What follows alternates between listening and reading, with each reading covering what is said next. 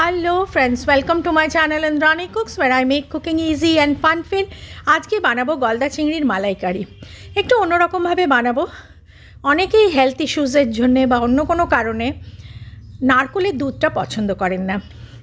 আজকে একদম নারকেলের দুধ ছাড়া একটা সহজভাবে বাট নট সো ইজি গলদা চিংড়ির মালাইকারি বানাবো, যেটা আপনারা অনেক রকমভাবে খেতে পারবেন। চলুন শিখি আমরা। প্রথমেই নিয়ে নিয়েছি গলদা চিংড়ি 4 পিস, ভালো সাইজের ছিল। নুন আর হলুদ মাখিয়ে রেখেছি। এদিকে কয়েকটা জিনিস লেগেছে। ফার্স্ট হচ্ছে দুধের গুঁড়ো, মিল্ক পাউডার চারমগজ আর পোস্ত একটু ভেজানো, আর এখানে আদা, পেঁয়াজ আর কাঁচা লঙ্কা বাটা।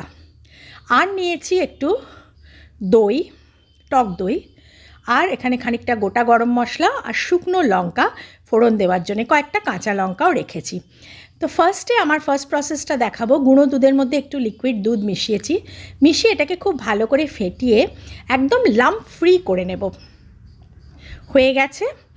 এবার আমি কড়াইতে, দেখুন কনসিস্টেন্সিটা এরকম হবে, খুব ঘন করে ফেলার দরকার নেই এটা। এবার কড়াইতে আমি দেব সাদা তেল। সাদা তেল দিয়ে আমি গলদা চিংড়িগুলো ভেজে তুলব মিডিয়াম ফ্লেমে। খুব বেশি নাড়াচাড়া করবেন না, সোনালি রং করে ভেজে তুলব। দেখিয়ে দিচ্ছি আমি আপনাদের। এই রান্নাটা, এই গলদা চিংড়ি রান্নাটা যে কোনো নিমন্ত্রণ বাড়ির রান্নার মতন টেস্ট হবে। আপনারা যে কোনো অকেশানে এটা বাড়িতে খুব সহজেই করে ফেলতে পারবেন। আর এটা যে শুধু ভাত দিয়ে খাওয়া যাবে তা না, এটা পোলাও, ফ্রাইড রাইস, পরোটা, লুচি, ইভেন রুটি সব কিছু দিয়েই আপনারা খেতে পারবেন।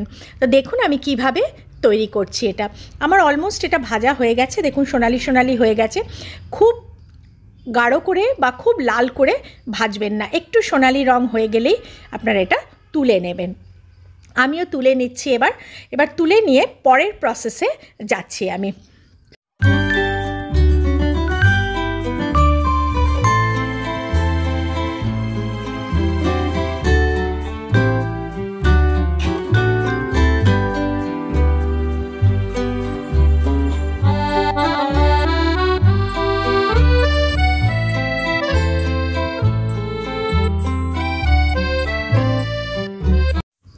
এবার এই তেলেই আমি দিয়ে দেব ফোড়নটা।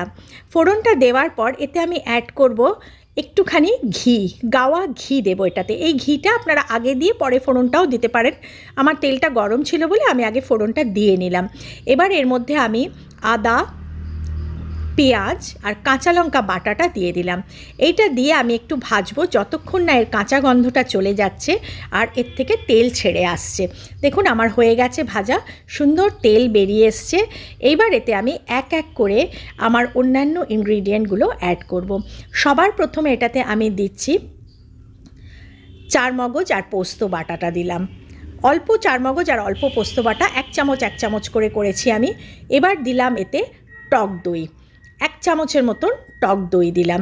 দিয়ে এইটাকে আমি একটু ভালো করে মিশিয়ে নিয়ে এর মধ্যে এবার একে একে আমি মশলাটা দেব। সামান্য একটু জল এই সময় আপনারা অ্যাড করতে পারেন, মিক্সি ধোয়া জল একটুখানি এর মধ্যে দিয়ে দেব। এতে এক এক করে মশলা দিয়ে দেব। প্রথমেই দিলাম কাশ্মীরি লাল লঙ্কার গুঁড়ো। আপনারা ঝাল খেতে পারলে এমনি লঙ্কার গুঁড়ো দিতে পারবেন। আমি অলরেডি লঙ্কা বাটা দিয়েছি বলে আর দিলাম না। দিলাম একটু সামান্য জিরের গুঁড়ো আর আন্দাজ মতন নুন দেব এখানে।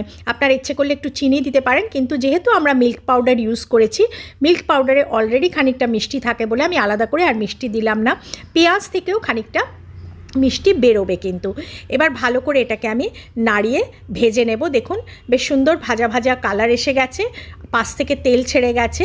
ভেজে রাখা চিংড়িগুলো এই সময় আমি এর মধ্যে দিয়ে দিলাম। দিয়ে সামান্য একটু হালকা হাতে নেড়ে দেব। এবার দিলাম একটু মিক্সি ধোয়া জল, সামান্য একটু জল দিয়ে দিলাম। দিয়ে এটাকে এবার ভালো করে মিশিয়ে দেব।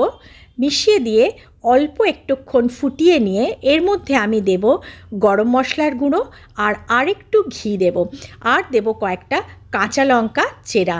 আমি একটার পর একটা দিচ্ছি বন্ধুরা, আপনারা দেখুন। এই দিলাম গরম মশলার গুঁড়ো। এবার দেব 1 চামচ ঘি, গাওয়া ঘি দিলাম আমি এখানে।